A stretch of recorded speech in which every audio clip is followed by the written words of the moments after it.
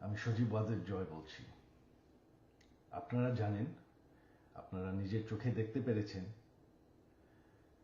যে জাতির জনক, জাতির পিতা বঙ্গবন্ধুর বাসা, সেই ঐতিহাসিক ৩২ নম্বরকে পুড়িয়ে ফেলা হয়েছে।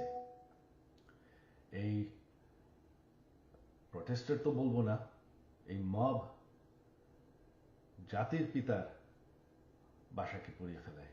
সেই বাসা যেখানে বঙ্গবন্ধুকে হত্যা করা হয়, বঙ্গবন্ধুর আমার পুরা পরিবারকে হত্যা করা হয়, যেই বাসা ৭৫-এর খুনিরাও ধ্বংস করার সাহস পায়নি, যেই বাসা এখন এতদিন ওনার মিউজিয়াম ছিল, সেই বাসাকে তারা পুড়িয়ে ফেলেছে।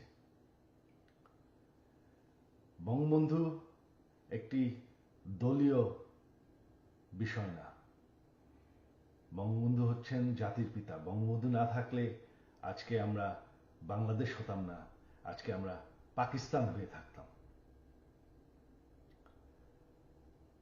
আপনারা জানেন সামনে 15ই আগস্ট, সেই কালো রাত, যেই রাত্রে বঙ্গবন্ধু এবং আমার পরিবারকে হত্যা করা হয়। আমার আহ্বান বাঙালি জাতির কাছে যে আপনারা যদি স্বাধীনতার চেতনায় বিশ্বাস করেন, আপনারা যদি বাংলাদেশকে ভালোবাসেন, আর এই যে বাংলাদেশে বাস করছেন, এটাকে মেনে নেন যে বঙ্গবন্ধু আপনাদেরকে স্বাধীনতা দিয়েছে, আমাদেরকে স্বাধীনতা দিয়েছে। এই 15ই আগস্ট আমার আহ্বান আপনাদের প্রতি, শান্তিপূর্ণভাবে ৩২ নম্বরে গিয়ে ফুল দিয়ে আসবেন, দোয়া করবেন বঙ্গবন্ধুর জন্য, স্বাধীনতার চেতনার জন্য এবং আমার পরিবারের জন্য। এই হলো আমার আহ্বান আপনাদের প্রতি। ধন্যবাদ।